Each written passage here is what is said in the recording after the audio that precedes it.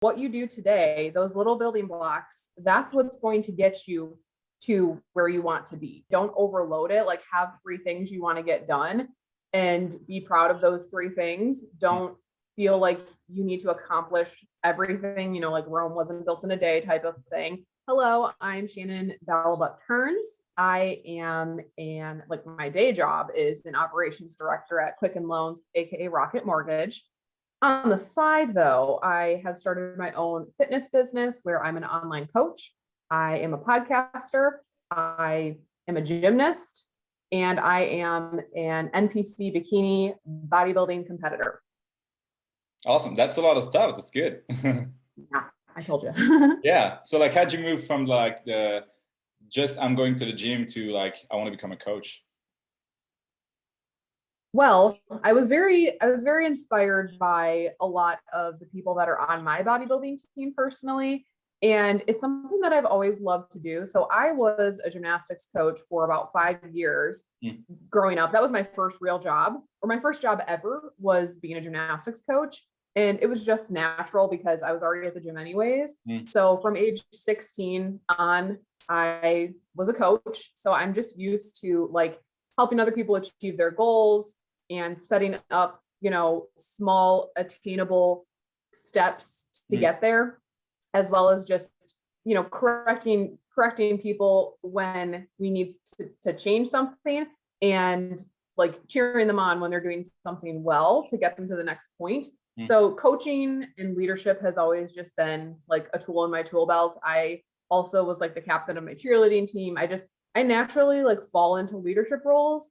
And like at my current like day job, I'm also a leader there. I've been in leadership for like 4.5 years.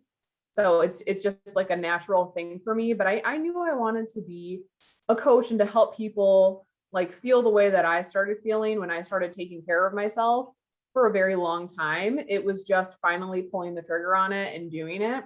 And it was crazy because it was like during my bikini prep, which I don't know if you're familiar with like prepping for bodybuilding for like a contest or a show, but it is the most extreme thing. And it's unlike anything else I've ever done in my life, even being a gymnast for like 24 years.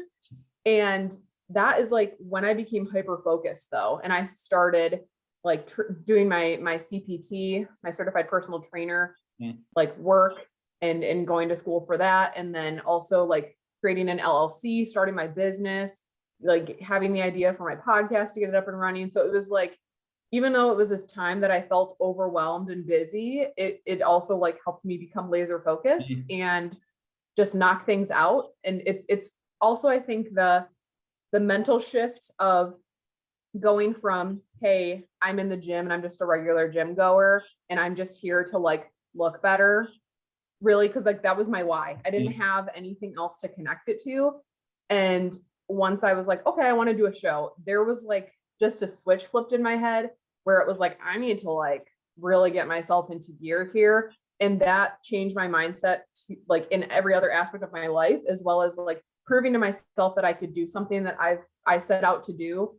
And yeah, everything just kind of came together there. Yeah. So like you talked about like little steps when you set goals. How do you break down like every step when you do like a competition, for example, and when you have like a lot of stuff going on, like you talked about your CPT and all that? How do you like stay focused and hit targets in different, areas of your life at the same time? Well, it's a little bit like sobriety for me. So I'm also sober, and sobriety is something that we say is one day at a time. And that's what you need to focus on. Yes, there's an end goal in mind and it's, 15 steps this way, but what you do today, those little building blocks, that's what's going to get you to where you want to be. So just, it's true. Everybody has the same 24 hours in the day, and you can choose to prioritize the things that are important to you. Like I hear it all the time of like, I don't have time. I have no energy. XYZ. And when you're prepping for a bikini show, a big thing to remember, or any bodybuilding show, a big thing to remember is that there's no balance in it. There's no like, I'm going to be able to hang out with my family this day, and I can, do, it is all about you, and it's all about the end result. So it feels like a very selfish time, but it does, I feel, grow you exponentially. But my thing is just planning for that day and accomplishing what you need to accomplish in that day, and not worrying about what you need to do 5 days from now, because that's just going to stress you out. That's just something that kind of helped me. In a to-do list, I mean, it's the simplest thing you can ever do, and don't overload it. Like, have 3 things you want to get done and be proud of those 3 things. Don't feel like you need to accomplish everything, like Rome wasn't built in a day type of thing. So that's kind of how I approached it. I had my checklist of items that I needed to get through for my competition, which was number 1 priority, most important thing for me at that time. And everything else kind of fell in line. So just knowing where your priorities are and figuring out what needs to be at the top and where you need to spend most of your time, money, and energy. So like, do you set like chill days also, like when you do a competition, it's like all about the results and just like focusing on that? Well, it's good to have your why, like front and center. Like, why am I doing this? Because if I'm not connected to like a reason, there's a very good chance that I'm just going to be like, well, I can have this, bite of ice cream. It's fine. No, like, I really can't at this point in time, because this is my end goal. And like I said, every little tiny thing, it can just snowball. So it's like everything matters when you're in that state. Like I said, it's completely unbalanced, and it's a lot of coming out of competition prep was the weirdest, most strange time for me, because you just feel completely disconnected from any goals you have. You are just starving and your brain doesn't understand, like, hey, this is real life. Like, you can be a person again. You're like, wait, how do I do that? I really don't know how to do that. Like, everything, you just feel like so extreme during that time that, like, just coming out of it, like, I was like super lost for a while. So what was the question again? I go on tangents. Yeah. So like, how do you like balance, being hyper focused on the goal and just relaxing at the same time, like, or I guess like a better question would be like, how do you stay like mentally healthy? I know like when I'm laser focused on one thing, I can go like completely psycho, So sometimes I do like meditation, or, do you have like some kind of stuff like that you do too? I do. When I was in prep, the things that I did, which I want to get back to, because I feel like I kind of just wiggled out of them because they weren't like, this is necessary for my well-being. But a lot of things, like one thing I did was every single morning before I went to the gym, my pre-workout meal was sitting in front of me. I got up early so that I can sit there with a book open, a book that was like, one that just fills your soul kind of books. And I would only read like a couple pages and then journal on it. And it really helped me like stay in touch with where I was at that time, just be honest, like have that time to be honest with myself and set myself up really well for the day. So I did that. And I still go to therapy. So going to see like an actual therapist, that really helped me, because before I even started any kind of prep, I knew that a lot of girls go into this or come out of it with an eating disorder. And I did not want that to happen for me, or I wanted to like do everything I could to prevent anything like that. So that was like my way of, hey, help me when I inevitably start having these warped thoughts or this warped relationship with food. So those are a couple things that I did to kind of like mellow out. I think like the journaling gives you perspective after the fact. Another thing that is, it's a gift of sobriety, and a sobriety thing is something that we call a 10th step inventory, which is essentially, let me look back on my day and think about the ways that, like, think about my shortcomings, the people that I may have hurt, things that I could have done better. And let me figure out how I can mitigate those and work toward like mending these things tomorrow. Which when you're that deep in prep and that extreme and that focused on a goal, relationships can suffer, including the one I have with my husband, and I can get a little irritable there. So there's a lot of learning with that, like from show to show of like, all right, I need to draw my own boundaries and let people know when I am not okay and I'm not going to be a good company and I'm going to excuse myself and go to sleep at 6:30 p.m. You know, that was tough because I was like, I don't want to be the trope of like, I'm sacrificing everything for this one thing and sorry, I can't deal with you right now. But that's what I had to do. Like you do have to, like I said, be selfish and like put yourself first and turn down certain things because I'm just going to be raging. I'm not going to be happy watching everybody else eat tacos, you know? Yeah. And so like, how do you, when you have this long-term goal and when you do a competition, you have like this expectation of like how you want to look in the end. But how do you keep on, enjoying your life on a daily basis, even when you're not doing a competition? Just like, all right, maybe I can look better here or here and, not feeling too down on yourself. Well, going through prep, I feel like I did document a lot of it. And I took a lot of photos. I was talking about like how I felt on my Instagram and what was going on in my life. But one thing that I really, really needed to do was not stare in the mirror, not pick apart every part of myself, because I have a coach that I trust. And that's step number one. Get a coach that you trust, put your competition and your prep in their hands, execute on exactly what they say. No wiggle room, no ifs, ands, or buts.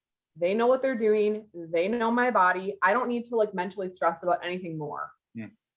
And there were like maybe a couple blips where I was like, oh, I don't know if I'm ready. I don't know if I'm lean enough. I don't know if I, fixed this with like whatever the judge told me I needed to fix. I don't know if that's fixed yet. And something that really helped me was taking a picture of myself that day compared to a picture of myself, weeks ago. So I'm competing against me and I can see the differences. And I'm like, okay, this is my brain that just is being illogical. And that's something that we call prep goggles when you're that lean. And it's similar to anything else. When you see yourself every single day, you can't see those major changes. My coach can, because my coach has been, removed from, I guess, me just every single day and can see those differences. And that's what his specialty is. So for me, I just need to not trust my brain sometimes and just trust him, listen to what he has to say. Yeah. I like this idea of like, you hire the coach that you want, and then like once you can trust him or her, you can just like execute on their orders and just like tell me what to do and I'm doing it, no questions asked. Yeah, I like that idea. And so like, did you have a coach before, or like your entire time doing this, or is it just something new? Yeah, I started with my coach. His name is Nick Comedina, and I started with him back in August of 2019. Knowing that I wanted to work with him because I saw him turn one of my idols pro, so her name's Desby on Instagram. And she went to, I think it was like her first or second season. I think it was her second season, but she went to a national show, like her second one that season, or earned her pro card, which is my goal. I want to become a pro, bikini bodybuilder. And I was like, I want that coach. I want him because he's the one that's going to do it. I followed him for a while as well. And then I just finally, again, just was like, all right, I'm going to put all my trust in him. I'm hiring him. I'm paying him. So why would I do something different than what he's guiding me to do?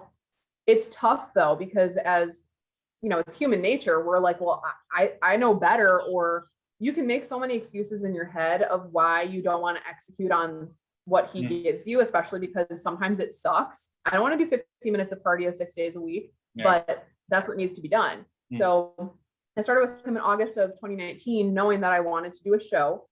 And the way that he works is he likes to work with his clients in an off season first, before he's ever going to start cutting your food and everything and prepping you for the show.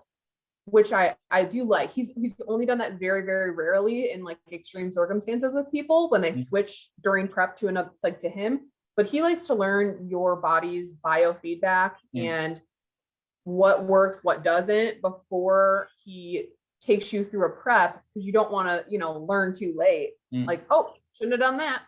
So that's my Michigan like catchphrase is, oh. So don't mind if you hear that a couple times. And so I'm curious, like, I guess during COVID, like you probably are going like you're like gym focused, or like I used to do like commercial gym, you know, you just go there, there's like 100 people there. And now I do like at home stuff. So did you have to change your habits during COVID, and like, how did it go during like changing workouts? I know like sometimes you do like your favorite like you do dumbbell stuff, and then you go like you're at home and you have just like you can do push-ups, incline push-ups, like what the fuck. So how did you change your habits on that? Man, that was so tough when everything shut down. And I really don't want to minimize anybody else's pain and what they went through, because me not having access to a gym is not equivalent to people dying. Like, not the same thing. Okay. I'll do what needs to be done to make sure everybody's healthy, whatever. I mean, whatever. We're not going to get political, but I had to like quickly like order things on Amazon, because it was like still snowing here when we locked down. And I'm like, I am not doing my cardio outside right now. So I had to like hurry up and order a bike for the basement. It was like the last one, you know, it was so dramatic. And I went to like this place called Play It Again Sports that like resells sporting equipment, and bought like some bands and some dumbbells. It was like cleaned out, you know, like everybody was freaking out. It was the panic buying. And I have just a few things in my basement. It's really not a lot, but I was just taking like workouts that I had been doing for weeks, because that's something big in bodybuilding is progressive overload. Keep doing the same things and improving on them and get better, rather than like, let me change it up every single week. So I took the program I was already doing with my coach, and I just adjusted it to being at home, even though it sucked. And I can't lift as much weight, like, trying to go through a prep at like doing at home workouts was definitely a huge challenge. But yeah, I really tried to make it fun. And I tried to like, I would work out back on my back deck when it was getting warmer. I did start running for my cardio once it was warmer outside, like first thing in the morning. I would play, like I had like a speaker downstairs, so I would have like a playlist and play like fun music. I would try to dance around, like anything, but I was working on my basement. So it was pretty depressing, but like, it was just, and then there was like false hope, because the gyms would open and I would be like, yes. And I'd go back for like a week and then they'd close again. I'm like, oh, and that happened a couple of times until I was able to finally get back in there. Thank goodness. And I did do a couple of things at a gym that wasn't really open, but it was open. You know what I'm saying? But at that point in time, I was waking up at 3 a.m, like not on purpose, because my cortisol levels were just through the roof. So my body would be like, and I'm like, well, I guess I'm ready for the day. Here we go. And I would just put my gym clothes on. I'm like, well, I'm up. And I would just go right to that gym at 3 a.m. So I'm the only one there. And I would be done with everything by like 5:36, like waiting in the Starbucks parking lot for my caffeine. And that was pretty much how it went for quite some time, until like my gym around the corner opened back up. Yeah. But I feel like it's a nice change. Like you get to discover new stuff. I know that like since I started running outside, and you get the seasons, and you get like you wake up at 5 a.m, like no one's out there. You can just run. You get the sunrise. You discover new stuff. Of course, it's not the gym, and you can't really do like any like heavy lifting, or like you can go to the press and be like, okay, how much this time? But yeah, you can, I guess, still enjoy and adapt to like the situation. Yeah. Right. And that there were like silver linings to this whole shutdown. I'm not sure how it was for you all in France, but in Michigan, that's where I'm from in the US. And it was pretty extreme for a while, where like I was afraid to even go to the grocery store. The fear mongering in our media was absolutely insane. But there were some, like I said, silver linings, because I've been working from home since March 11th of 2020. And I typically work in downtown Detroit, which is about an hour drive. This is a picture of Detroit, by the way, behind me. Oh, cool. For Okay, anybody yeah, that's the lakes. I was trying to figure watching. out, yeah. Yep, it's the Detroit skyline. But anyway, so it's like an hour commute for me. So I'm saving 10 hours a week, not commuting to work, which is insane, right? And it's like at some points, I did not know what to do with myself. I didn't know what to do with all my time. And I think prepping for this show, or like my shows, I did 4 of them, but the prep and like the grind and all of that stuff, it seriously saved me, I think, from a lot more anxiety and turmoil during this insane time. And I had a very delayed, like I knew what was going on. Like I see the news, I see all the people with masks, I see everybody freaking out, I see the death tolls, but it wasn't until like I had such a delayed response. It wasn't until I stopped, like I was done with my shows. It was like the holidays were coming. It was like, almost Christmas. And I was like, oh my gosh, the state of the world is absolutely insane right now. And I was like, not okay for like 2 weeks. And yeah, it was just like this really, it was almost like I had to push everything out of my brain for a long time.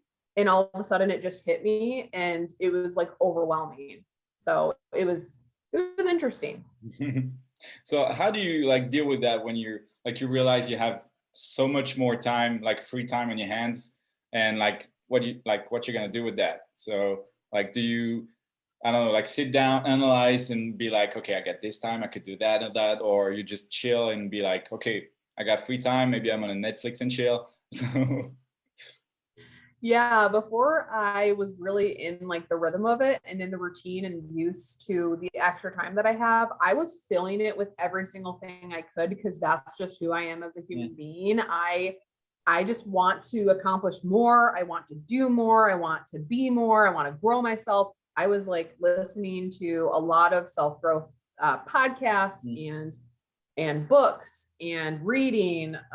What else was I doing? I, bought all these courses for like nutrition and fitness that I'm doing online, and a business coaching program. And then I started a podcast. So it's just like, what can I do to like fill my time and do more stuff and have creative outlets? And so that's kind of the result of me being bored, is I just do more to fill my time. But I have done a lot more relaxing, and I have been able to like let myself just chill without feeling guilty, because that was a big thing for me before. Like, oh, I'm not allowed to sit on the couch. There's a billion more things I should be doing. But I feel like I've gotten past that a bit. And yeah, you talked about guilt, and like I love your videos on Instagram about food and all this kind of stuff. So like, was your approach to like nutrition and food like always like that, or you like had some changes along the way, Yeah, that's a great question. Just a heads up, this might be a long answer. What fine. else is new?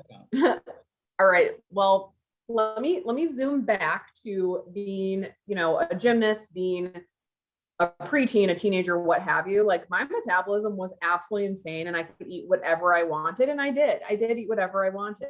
And I grew up in a household where like both parents were working. I had my mom and my stepdad. So it was pretty much a fend for yourself type of situation.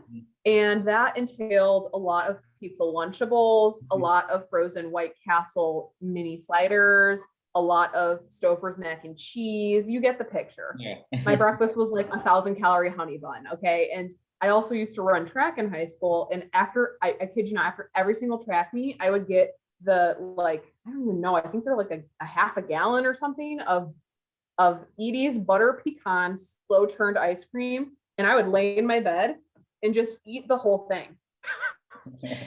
and the thing is, thinking of relationship with food, I didn't feel like I even had a relationship with food. I didn't care. I just was like, oh, I want that, eat. Oh, I want that, eat. It wasn't, I didn't feel turmoil about it. I didn't really feel guilt.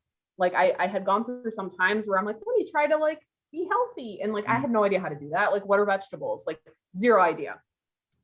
And a wake-up call first kind of came to me when I was 19 and I was in college, and my boyfriend at the time, he's not my husband, but my boyfriend at the time, came to my apartment and like opened my fridge and it was absolutely empty. There might have been like one apple sitting in it. Then he opens my freezer and it's like packed to the gills. And he's like, what do you eat? Like, what do you eat? And he's like 6 years older than me, or about 7 years older than me. And so he was like an adult. And I'm like, I'm a kid still.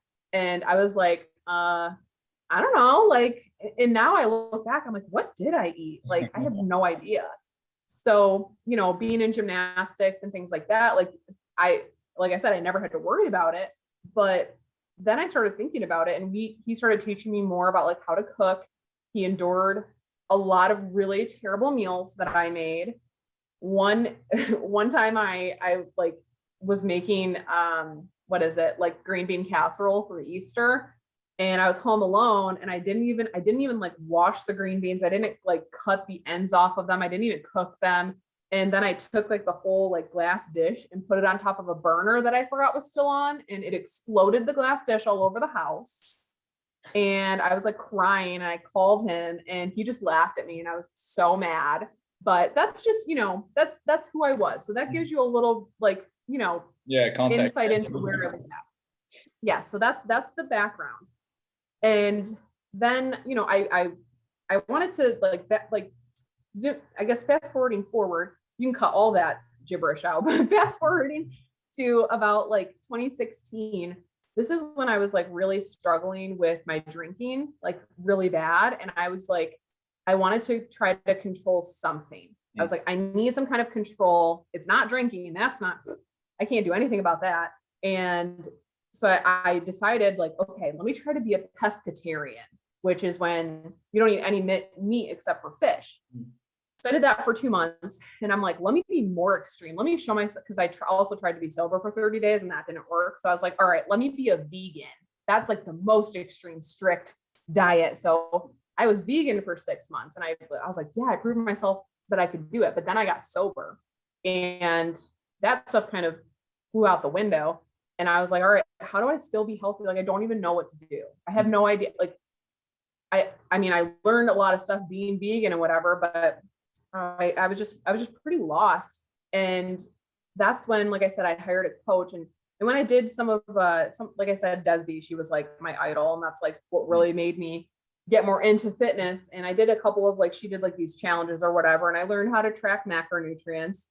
And that just taught me so much more about like what is in the food that I eat, and how to like eat a balanced meal. And like, I can just go through my day, even if I wasn't tracking my food now, because I've done it for so long, I can go through my day and know like what works with my body, what makes my body feel good, what, will help me hit my goals, and what a balanced meal is, how to get my micronutrients in and all that.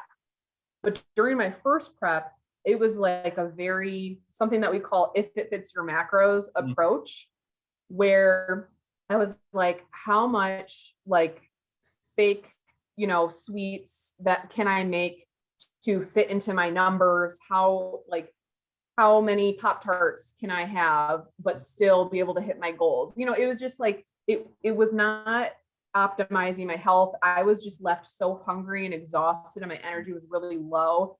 And it wasn't until one of my friends, a girl that I've met a couple of times, but we're like, friends on Instagram, she had reached out to me, like saying that she was worried about the way that I've, been portraying, like that I've been eating, and that like, I'm really not getting, it doesn't seem like I'm eating a lot of micronutrients or like, vegetables. And I was like, wow, she's right. I didn't even think about it. I was just like, I'm hungry. I want food. And so I started prioritizing that a lot more. And that really made a huge difference. Just eating whole foods. Like, who would have thought natural, nutrients just make me feel better than cereal all day. And anywho, so yeah, I go through my whole prep, I do my shows. And after like my last show, like I said, that was like 5 days before Thanksgiving was my last show. And that's a big thing here, in the US, and also with my family. We are really big on holidays, and obviously I could only get with a small, like my immediate family because of COVID, but that just like set off just like really unhealthy eating patterns. Cause now I don't have a show to look forward to. I did not care what I looked like. I didn't care what I felt like. I wanted to eat everything and I wanted it now, and nothing satiated me. And I was constantly hungry, because when you diet for 8 months, I mean, your hunger hormones get all out of whack. And I was just always starving, and I would eat and I would be like, I'm still hungry and I'm scared to feel hungry. And then I would just like eat everything in sight, and then I'd feel sick and feel so guilty the next day. So my relationship with food like really evolved during all this time, and into, like I said, my reverse diet, which reverse diet is when you slowly add back your calories into, you know, your day. And again, slowly, because your metabolism has adjusted to your lower weight, and it's only working that hard. So now if I go, oh, let me eat this many calories, now it's going to be like, okay, here's all of this body fat for you.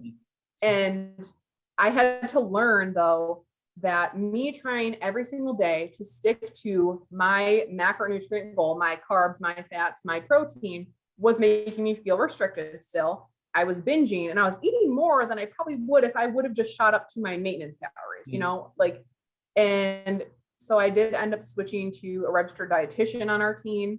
And because I was like, dude, I can't do tough love right now. I already like feel so like, I feel so bad about myself, and I feel like a failure, that I just need love. I can't do the tough love, you know? And so I started working with our registered dietitian, because she's just, you know, she's really good with the mindset piece of things. And she really helped me like stop with the guilt cycle and the shame cycle. And she just started letting me, she was like, had me track what I was eating a couple days, because I just stopped tracking my food. And I was embarrassed to tell her how much I was eating, because it was like 4,000 calories a day, which is a lot for a 5'9", at the time, 145-pound female. And she did not judge me whatsoever. She's like, okay, well, you're about averaging 3,400 calories a day, so that's what your goal is going to be, and eat this much protein. And I'm like, oh my gosh, I get to eat that much. So then I stopped feeling restricted, but I felt like it was a goal that I could stick to. When it's something that you can't stick to and you just constantly feel like a failure, like what's the point of the goal, you know? And even if it wasn't the most optimal thing, that's what I needed to do to get out of that binging cycle, because I'm like, I don't feel like I have an eating disorder, but I psychologically cannot stop eating. And so that really helped me a lot. And I ate at 3,400 calories a day for like a month and a half. And it was crazy, but it brought me to the place that I'm at now. And I'm just like, I feel like my body's just now settling down from everything it's been put through in the past year. And because I just felt like so like puffy and just like all the time, I'm just like, I feel like my body is very angry, and I feel like it's just now settling down, and I don't obsess over food now. It really took just getting out of, you know, that restrictive mindset for some time to reset and like feel good again about everything. That's my long answer. Yeah, I totally like, I completely understand. Like sometimes I get back into the cycle, and it's usually like once you get into like down the rabbit hole, it gets like worse and worse. And then you're like, oh, I don't want to like work out today, but I got to keep on my protein levels, and I don't want to eat that much. So I end up like eating a couple of waffles with a protein shake just to get the right amount of protein. But like when you work out and you feel good, like you don't want to eat like bad stuff, and you can eat a lot since you're working out and you like burning the calories. So yeah, I feel like it's like once you get into a good routine, it's like you stop craving the bad things, and like the guilt and the shame isn't like as big, because if you're working out and you get a burger, then it's fine because you're burning calories and you get huge amount of meat. So yeah, it's good too. Yeah, and we're like really big in like the bodybuilding world and in the mindset world. We're really big on not labeling foods as good and bad, because that inherently, if I look at a donut and I just think, if I eat this, I'm a bad person. Like that's not good, right? So it's like, no, I can actually eat this donut and be fine. Like I can still hit my goals and eat this donut. Another thing that we're really big on, and that I really believe in, is that I don't need to earn my food. Food should be my fuel, right? Food should be what helps me to get through my workouts, and what helps me recover from my workout so I can get back to it the next day. So that's something too, that's like a mindset shift a lot of people have to have, because diet culture does teach us like, this is good, this is bad. Eat this, you're doing bad. You're off your diet. You're a bad person. Like you're not doing fitness and health right, which is not true at all, right? And that's so ingrained in our brains, but that's the mental shift that we have to have too, because if I sit here and say, don't think of an elephant, what's the first thing you're going to do? Think of an elephant. Think of an elephant. Right. So if I say, don't ever eat a burger, don't ever eat a donut, what are you going to always crave and want? Yeah, burger. Yeah. The burger and the donut. So it, you know, that's why, like, when you work with a coach, especially like if you're a lifestyle client, we need, like, and this is what I do for my clients, like, we need to make a sustainable plan for you. This is not anything extreme. You need to be able to feel like you can still live your life and have freedom. So that's why we implement things like, we call them free meals, not like cheat meals, not like be a jerk and like see how much you can shovel in your mouth, but a free meal. So like you're still tracking what you're eating the beginning of the day, but then you can go enjoy, you know, if you want to just have a meal at home that you cook, if you want to go out to a restaurant that night, and just don't even worry about it. Like, it's one day a week. We're not like blowing our weekly calorie budget on one meal if we're, you know, eating to satiation and not being a jerk about it. Right. Yeah. So that is helpful for the mindset piece of it too, of like, you know, not having to sit there and think about burgers all day. Yeah. And I feel like once you get into a good rhythm too, you don't have to like put your chicken and rice on a scale anymore. Like you're aware of what you need and like what fuels you during the day. So if you get into a good habits and all that, like at some point it's automatic. You're just like driving through and like, yeah. And I like this idea of just like, instead of like thinking, all right, I'm gonna eat like a chocolate chip muffin, then I'm gonna have to run like 2.5 hours for like 2 days. Instead, just think like, all right, I'm gonna fuel my body with this, and then I can work out and recomp after that. Yeah, I think it's a great mentality shift. Yeah.